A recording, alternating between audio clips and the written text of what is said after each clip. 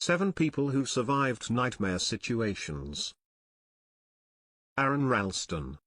Ralston's remarkable tale is now widely known because of Danny Boyle's 127 Hours. Ralston was hiking by himself in Utah's Blue John Canyon in April 2003 when he suffered a terrible mishap that resulted in the 800-pound rock pinning his arm. Ralston spent 5 days in the congested Slot Canyon and was certain he would perish. He had videotaped farewell letters for his family and carved his name, birth date, and anticipated expiry date into the wall by the end of the 5th day. Ralston performed the impossible and amputated his own arm with an inexpensive multi-tool after having a dream in which he saw himself with a little child. It's an exciting tale of survival that brilliantly shows human inventiveness and tenacity. Mauro Prosperi. Mauro Prosperi, an Italian pentathlete, made the decision to run in the 1994 Marathon des Sables, an ultramarathon that covers more than 150 miles of the Sahara Desert. Prosperi became disoriented during a severe sandstorm 4 days into the marathon and eventually sought refuge in an abandoned shrine. He drank blood from the bats he managed to catch while there, sucking on wet wipes to keep himself hydrated. Later, he made an attempt at taking his own life, but it was unsuccessful, so he kept looking for help. At some point, Prosperi discovered goat feces in the desert and followed it to a Tuareg nomad settlement nearby.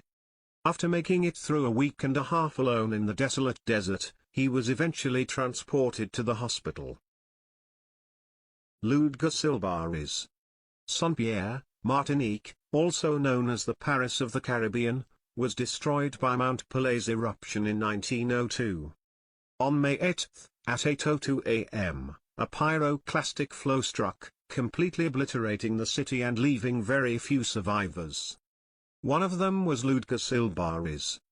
Silbaris was imprisoned the night before the eruption following a physical altercation. Due to its stone walls, inadequate ventilation, and underground position, the cell where he was confined turned out to be the safest spot in the city. Silbaris managed to escape the flow but was severely scorched by the hot air that entered via the little grate. Later, he performed on the road with Barnum and Bailey's Circus under the moniker The Man Who Lived Through Doomsday. Anna Baghan. When Anna Bjohn fell into a frozen river while skiing with co-workers on May 20, 1999, her head and torso were covered by around 8 inches of ice. Colleagues of Baghan made futile attempts to set her free. Baghan was fortunate enough to discover an air pocket, but 40 minutes in the chilly water caused her to go into cardiac arrest.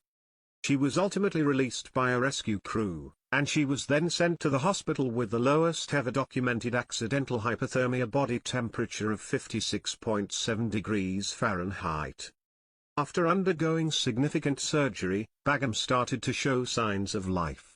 She then spent months recovering in the hospital.